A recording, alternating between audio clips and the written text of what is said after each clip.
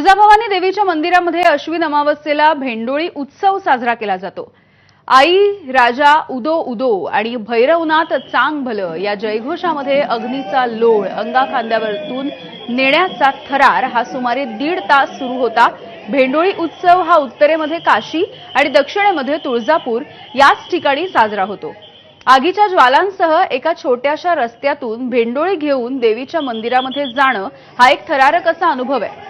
भेंडोळीच्या प्रज्वलनानंतर कालभैरव मंदिरापासून श्री तुळजाभवानी देवीच्या मंदिरामध्ये ती आणली जाते आणि नंतर देवीला पदस्पर्श करून मंदिराला प्रदक्षिणा करून वेशीच्या बाहेर आणून ही भेंडोळी विझवली जाते।